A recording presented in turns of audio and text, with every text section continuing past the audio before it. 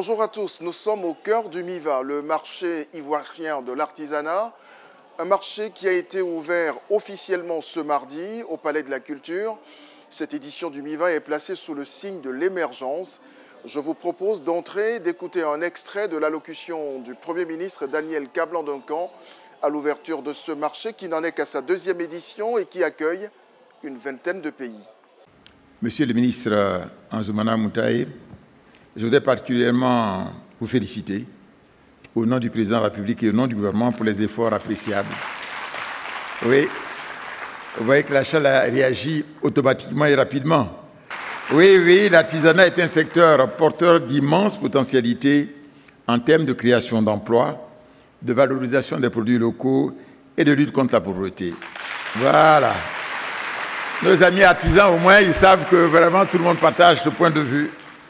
Le secteur de l'artisanat joue donc un rôle primordial dans nos économies nationales. En Côte d'Ivoire, le secteur de l'artisanat emploie 40% de la population active, pour une contribution de 12% au PIB, au produit intérieur brut.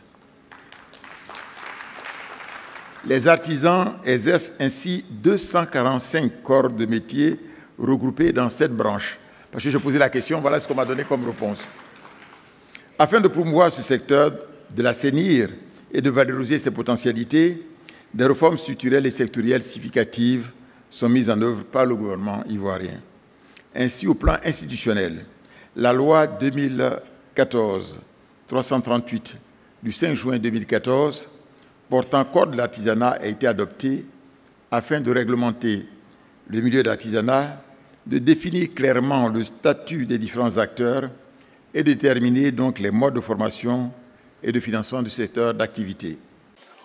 On écoutait Daniel Kablan-Duncan, mais avant l'intervention du Premier ministre, le ministre de l'Entrepreneuriat national, de l'Artisanat et de la promotion des PME est revenu sur le rôle et l'importance du travail de nos artisans en faveur de la croissance dans la perspective de l'émergence économique. On écoute Anzoumana Moutaye. Pour en revenir à l'objet qui nous réunit cet après-midi, le gouvernement de la République de Côte d'Ivoire, en décrétant la création du MIVA, a voulu susciter une orientation stratégique de la politique de diversification de l'économie de notre pays. En effet, notre pays, reconnu mondialement pour ses capacités agricoles, ses grands sites touristiques et ses spécialités gastronomiques, constitue un excellent marché de consommation des produits artisanaux et une destination touristique privilégiée pour les acheteurs professionnels. Le MIVA est un espace d'excellence et veut se positionner comme une référence internationale pour les lauréats et les acheteurs professionnels de l'artisanat. Mesdames, Messieurs, honorables invités, le thème de la deuxième édition du MIVA est Artisanat africain et émergence. Le gouvernement, en décidant lors du Conseil des ministres l'organisation du MIVA, a réitéré une fois encore sa volonté de faire de la promotion du secteur de l'artisanat un objectif central de l'agenda de reconstruction et d'une Côte d'Ivoire émergente à l'horizon 2020. En effet, l'émergence d'une économie est un processus long et dynamique qui commence par la satisfaction des besoins primaires des populations en matière d'infrastructures économiques et sociales. C'était des propos recueillis par Joseph Zécré. Et maintenant, notre objet du jour. Chaque jour, tout au long de ce marché, nous retiendrons un objet artisanal que nous vous présenterons. Aujourd'hui, notre choix se porte sur cet objet d'art d'une grande beauté, la princesse Yenenga.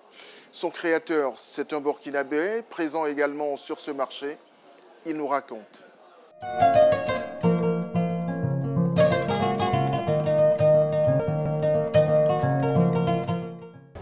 C'est l'histoire d'une reine qui est beaucoup parlée dans l'histoire du royaume Mossi, qui est le Burkina Faso. Puisque les Mossi sont des originaires du Ghana.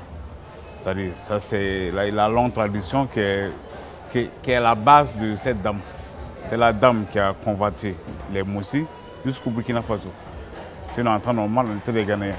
Donc c'est une scène qui a toujours été répétée dans la vie quotidienne des Burkinabés. Et maintenant, l'invité du jour.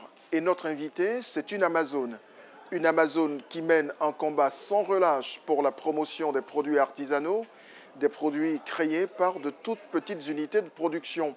Des unités tenues pour la plupart du temps par des femmes, mais aussi par des hommes. Madame Alimata Coulibaly est la présidente du réseau des transformatrices des productions agricoles de Côte d'Ivoire.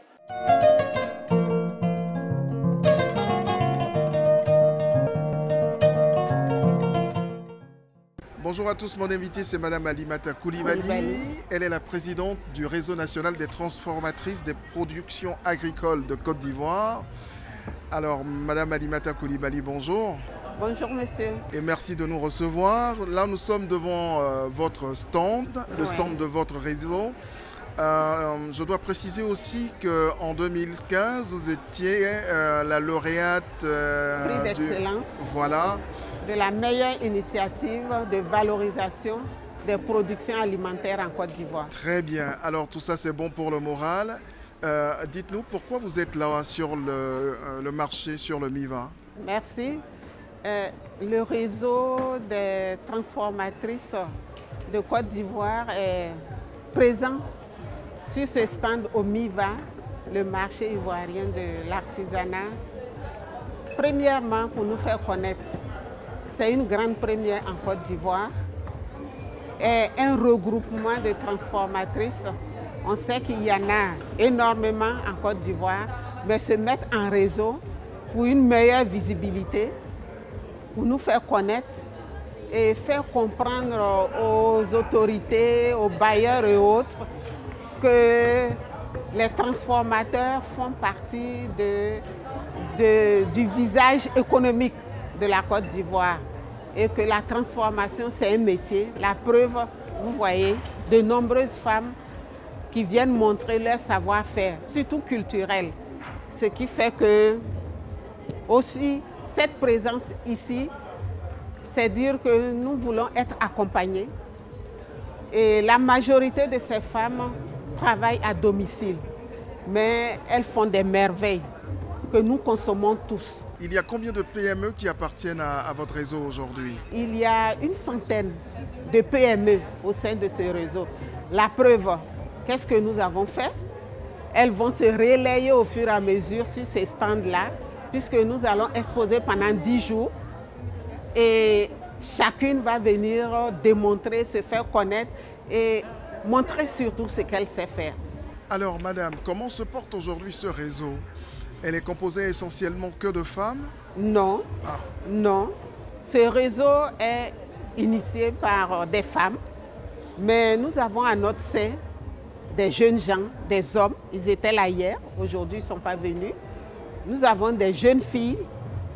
Aujourd'hui, vous voyez des femmes d'un certain âge, mais il y a d'autres compétences dans ce réseau. Comme je vous l'ai dit, il y a des jeunes gens, il y a des jeunes femmes qui sont là pour vraiment montrer ce que nous savons faire.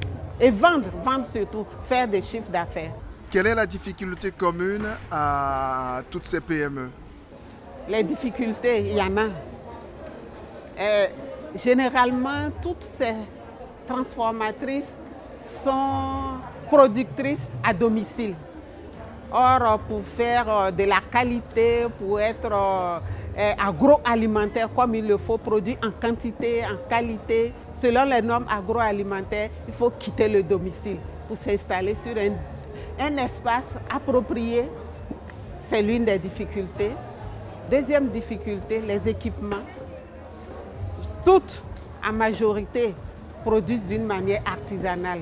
Or, pour pouvoir produire en masse, il faut avoir des équipements, mécaniser certains postes de transformation. Même si on n'arrive pas à tout mécaniser d'un trait, par étape, nous avons la technicité. Nous savons que, par exemple, pour produire la pâte d'arachide, quelle étape nous pouvons mécaniser en attendant d'avoir un financement pour mécaniser les autres postes de production.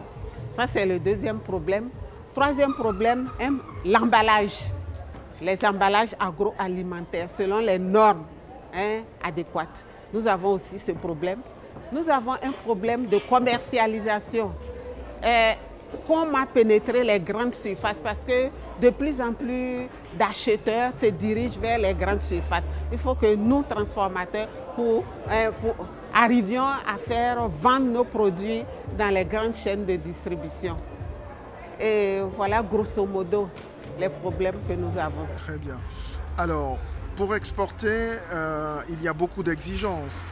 Il y a des normes internationales qu'il faut respecter, mais aujourd'hui la difficulté c'est aussi ça. Il faut que ces petites PME remplissent ces critères-là. Oui. Alors Madame Coulibaly, si vous aviez un appel à lancer aujourd'hui, ce serait adressé à qui? Mon appel serait adressé au pouvoir politique tout d'abord. En Côte d'Ivoire, il y a déjà l'adhésion du pouvoir politique. La preuve, nous sommes sur ces stands-là.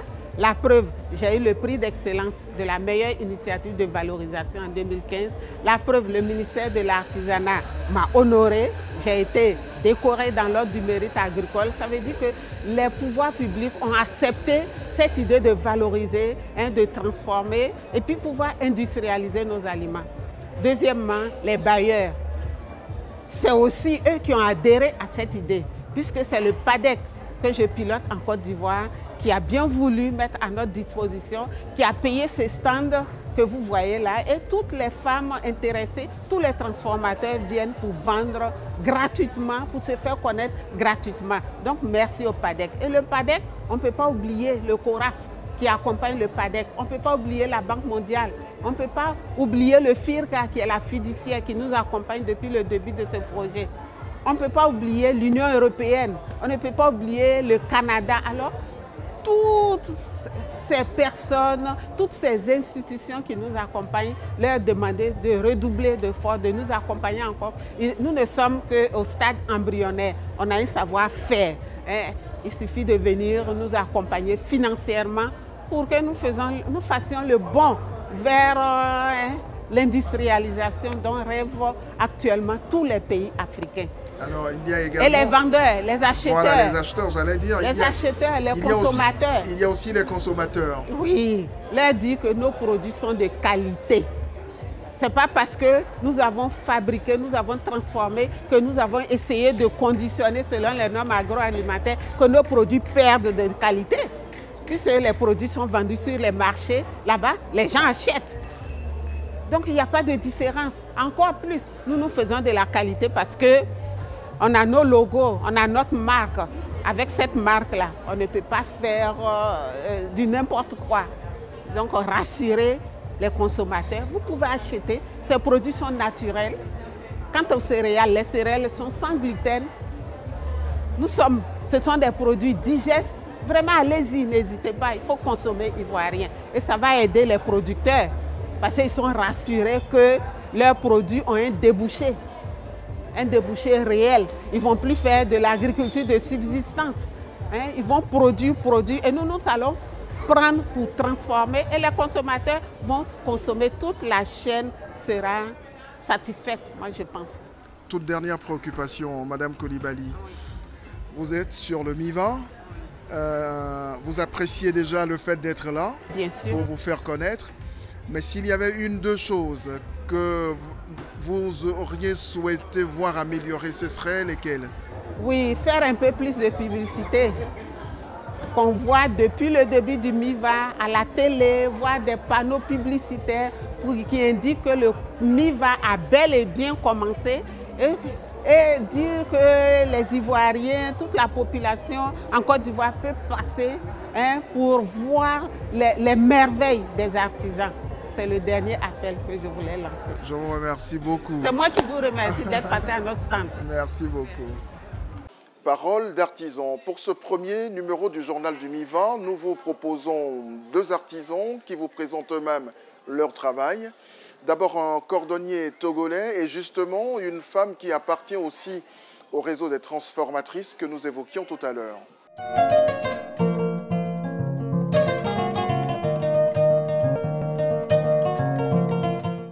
Je me nomme M. Logosou Koutor Kojo. Je viens du Togo. Moi, je suis un cordonnier. Je suis venu présenter mes œuvres, les chaussures que je fabrique à MIVA. Bon, par exemple, nous avons les babouches. D'abord, c'est un type de babouche. On a des nu-pieds. On a des jolis nu-pieds avec des velcro et faciles à porter.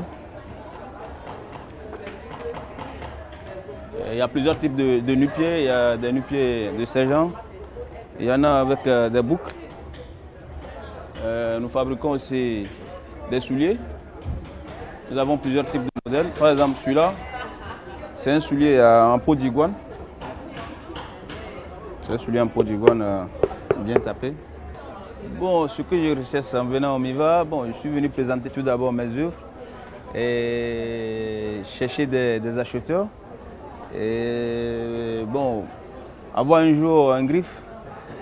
Et, bon, tout ce qui peut contribuer au développement de cette petite entreprise. Je suis venu promouvoir le produit de la potasse faite à la base de peau de banane.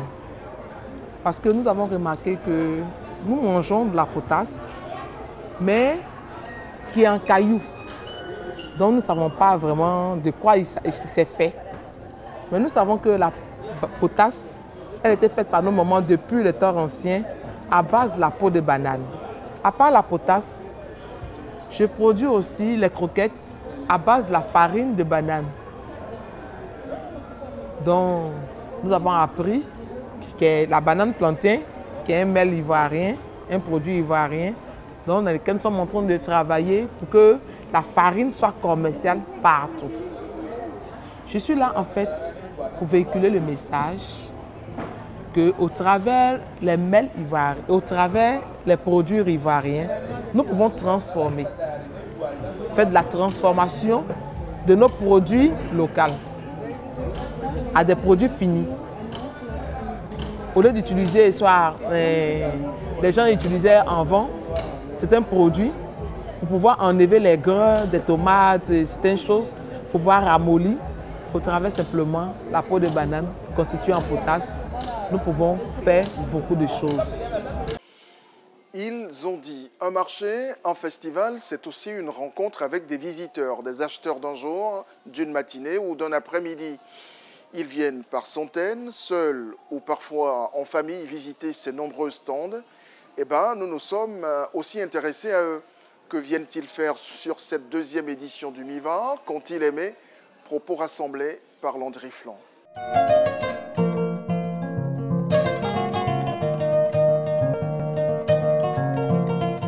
Bonjour, je suis le lieutenant-colonel Anne-Marie Dibi Kwame, directrice de la communication et de la qualité des douanes ivoiriennes.